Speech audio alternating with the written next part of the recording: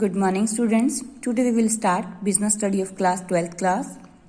So our topic is barrier of effective communication. Communication का हमने meaning कर लिया था कि communication क्या है, हमने आगे टाइप भी कर लिए थे कौन कौन से communication है. आज हम देखते हैं barriers कौन से हैं. तो कल हमने एक कवर करने की कोशिश की थी लेकिन आज हम दोबारा कंप्लीट करेंगे.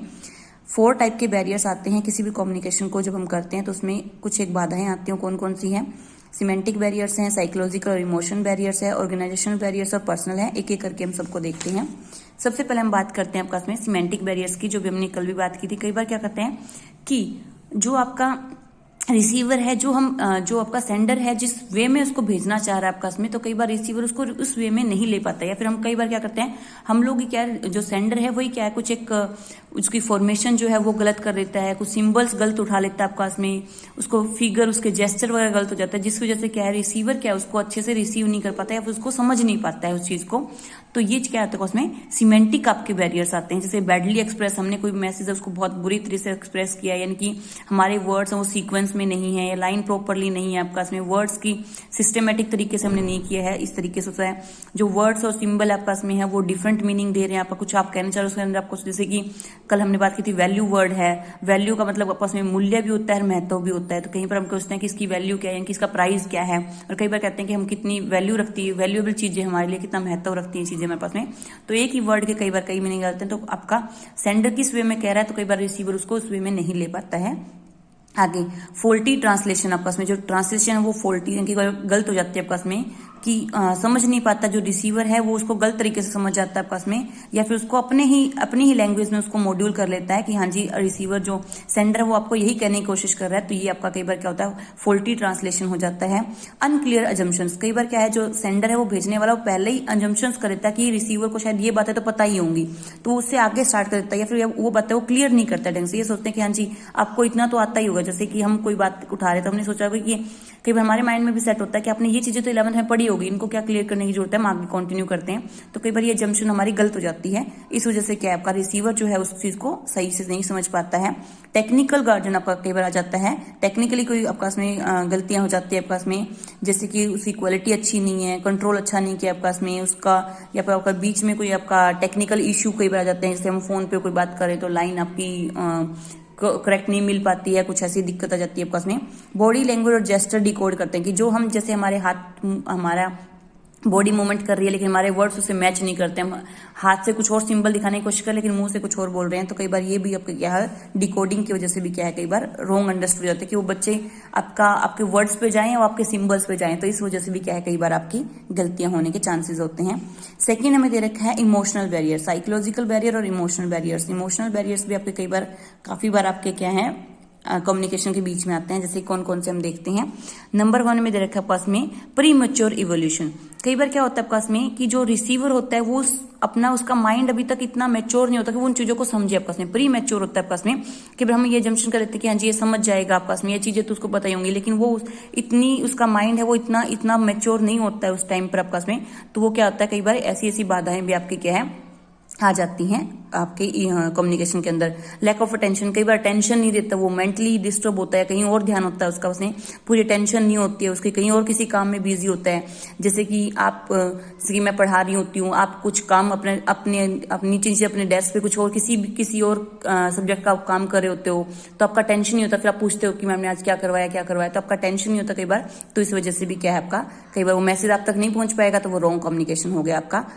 लॉस ऑफ ट्रांसमिशन और पुअर रिटेंशन आपस में. कई बार क्या होता है जिस भी तरीके से हम कर रहे हैं आपस में, जैसे हम ओरल कम्युनिकेशन कर रहे हैं तो उसमें हमारे पास में क्या है रिटेंशन पुअर है, या फिर आपको बोल दिया गया, जैसे किसी ऑर्गेनाइजेशन में ये कह दिया गया कि आपको जो भी, जैसे हम अपने स्कूल में ही करते हैं कि आपको अगर प्रिंसिपल हमसे कुछ कहना है तो आप रिटर्न में आप उनको कोई मैसेज रिटर्न में कुछ आप उनको डाल के दीजिए ताकि उनको रिमाइंड रहे वो चीजें.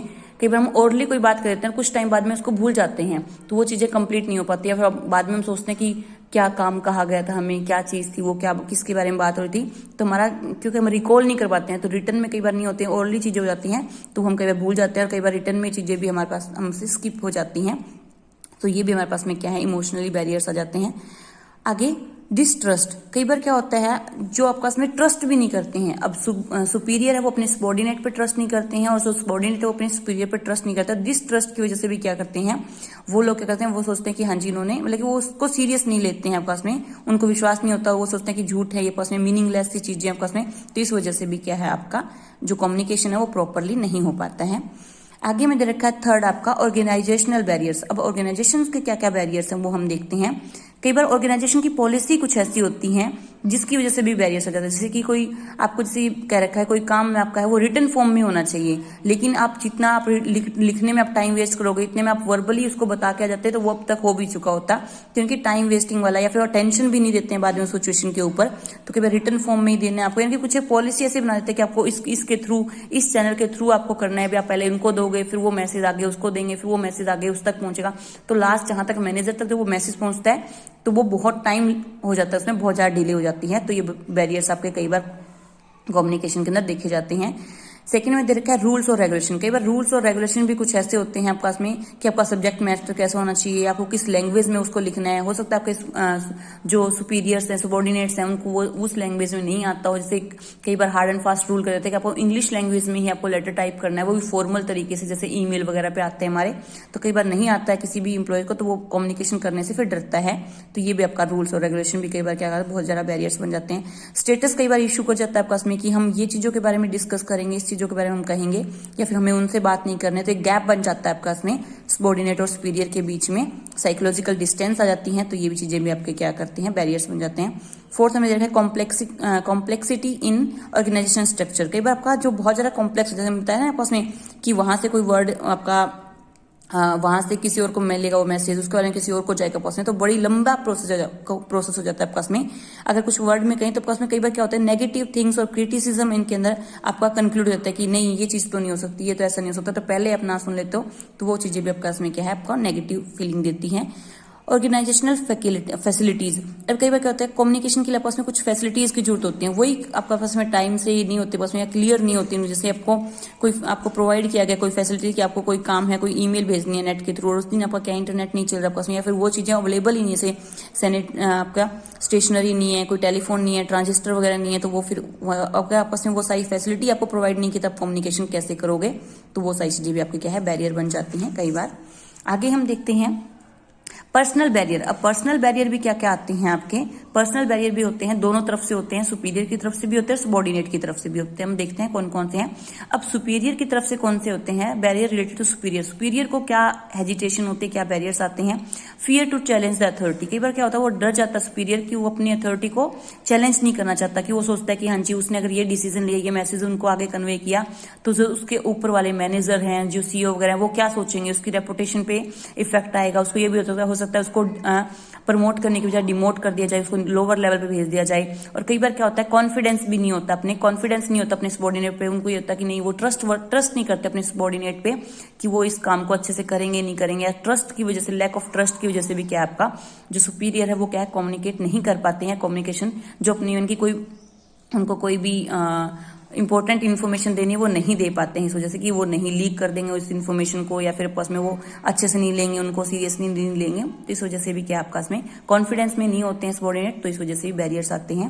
अब सबॉर्डिनेट क्या करते हैं आपस में, सबॉर्डिनेट को क्या आपका दिक्कतें आती हैं, वो कैसे कम्युनिकेशन नहीं कर पाते। एक तो फर्स्टली तो अनविलिंगलेस होते कम्युनिकेट, वो चाहते ही नहीं आपस में, कि वो चाहते नहीं कि वो अपने सुपीरियर से बातें करें, उनको कुछ बताएं आपस में, अपनी फीलिंग्स वगैरह उनसे नहीं शेयर करना चाहते हैं, कि वो सोचते हैं क्या इफेक्ट पड़ेगा, क्या उनके सुपीरियर है वो क्या सोचेंगे उनके बारे में। तो इस वजह से क्या है वो अनविलिंगनेस होते हैं। दूसरा आपका इसमें क्या होता है lack of proper incentives. Proper incentives यानी कि कई बार क्या होता है आपस में जब वो कोई बात, कोई इन्फॉर्मेशन, कोई आइडियाज अपने सुपीरियर से शेयर करते हैं, तो उनको क्या है उसके बारे में कुछ भी उनको अच्छा रिस्पॉन्स नहीं मिलता है उनको, या फिर उनकी बातों पे इतना निग्लेक्ट से कर जाते हैं, या फिर वो बातें अप्लाई करके उनको ये नहीं कहा जाता कि हाँ जी आपने बहुत अच्छा किया है, या फिर उनको कुछ इंसेंटिव वगैरह हमने दिया, आपने काफी अच्छा आइडिया कंपनी के साथ में शेयर किया है, तो उनको हमने कोई भी ऐसे मोटिवेट नहीं किया किसी भी तरीके से। तो वो क्या है आपका इसमें इस वजह से भी क्या है वो आगे से फिर अपनी आइडियाज को, अपनी इन्फॉर्मेशन को शेयर नहीं करना पसंद करते हैं। तो इस वजह से भी आपके ये बैरियर्स आते हैं। आगे हम बात करते हैं measures of overcome of barriers, in barriers से हम कैसे ओवरकम कर सकते हैं, कैसे हम बाहर आ सकते हैं। कम्युनिकेशन के अंदर जो बैरियर्स हमने देखे अभी तक उनसे हम कैसे ओवरकम करेंगे। तो नंबर 1 हमें दे रखा है communicate according to need of receiver, कि जब भी हमें लगता है कि जरूरत है अब हमारे एम्प्लॉयज को, हमारे जो हमारे सबॉर्डिनेट्स हैं उनको, तो उनसे हमें कम्युनिकेट करना चाहिए, टाइम टू टाइम हमें कम्युनिकेट करना चाहिए, जो भी मैसेज है उन तक पहुंचाना चाहिए आपस में, उनके व्यूज और आइडियाज को लेना चाहिए, तभी हमारे पास में हमारी जो कम्युनिकेशन है वो आगे सफल होगी। हमारे जो आइडियाज हैं वो क्लियर होने चाहिए, clearly idea before communicate, communicate करने से पहले अपने आप को, उन आइडियाज को अपने माइंड में सेट कर लो, सही कर लो, उनको क्लियर कर लो कि हाँ जी आप क्या बोलने जा रहे हो और उनका आपके सबऑर्डिनेट्स पे क्या असर पड़ेगा, कि जो मैसेज आप देने जा रहे हो वो प्रॉपर है कि नहीं आपस में, तो वो क्लियर होना बहुत जरूरी है। थर्ड हमें दे रखा है be aware about the language, tone और कंटेंट ऑफ द मैसेज, कि आपको आप किस तरीके से, किस फॉर्म में अपना मैसेज को कन्वे करना चाहिए, उसकी लैंग्वेज क्या है, टोन क्या है आपका, इसमें कंटेंट क्या है उस मैसेज का, उसके बारे में पहले आपको देखना चाहिए, उसके बाद में ही आपका कम्युनिकेशन के लिए आगे बढ़ना चाहिए। Communication for the present and future well, आपका इसमें as well as for the future, communication हमें जरूरी है हमारे प्रेजेंट के लिए भी और खासकर आगे में फ्यूचर के लिए भी, क्योंकि प्रेजेंट अच्छा होगा तभी उसी के बेस पे हमारा फ्यूचर टिका हुआ था। जितना हम कम्युनिकेट करेंगे अपने आइडियाज को उनके अपने सबऑर्डिनेट के साथ में शेयर करेंगे और उनके आइडियाज को सुनेंगे, कम्युनिकेशन करेंगे, तभी हमारे उसमें जो गैप है वो भी फिल होगा। दूसरा आपस में जो आपके जो सबऑर्डिनेट्स हैं वो क्या है, बिजनेस के अंदर लॉन्ग टाइम तक टिके भी रहेंगे और काम भी अच्छा करेंगे, अपना मान के करेंगे उस बिजनेस ऑर्गेनाइजेशन को। आगे में दे रखा है इंश्योर प्रॉपर फीडबैक, फीडबैक जरूर लेना है उनसे कि वो उनको जो मैसेज दिया गया था वो क्या उनको वो समझ में आ गया। जब तक फीडबैक उनसे जरूर कहना है कि हाँ जी अगर आपको समझ में आ गया तो आप फीडबैक जरूर दीजिएगा कि आप क्या समझी हो और क्या क्लियर हुआ है, उसके बारे में फीडबैक जरूर लेना चाहिए। और बी ए गुड लिसनर, हमेशा क्या है कम्युनिकेशन का फर्स्ट रूल होता है कि हमेशा क्या एक अच्छा लिसनर, यानी कि हमने बात तो अपनी कह दी लेकिन अब हमें सुनना भी चाहिए कि हमारा जो रिसीवर है उसको क्या आपका रिसीव क्या हुआ, वो क्या समझा उस चीज से और वो आपसे क्या मैसेज कन्वे करने की कोशिश कर रहा है, क्या आपको बताने की कोशिश कर रहा है। तो बी ए गुड लिसनर, ये हमारा जरूर होना चाहिए।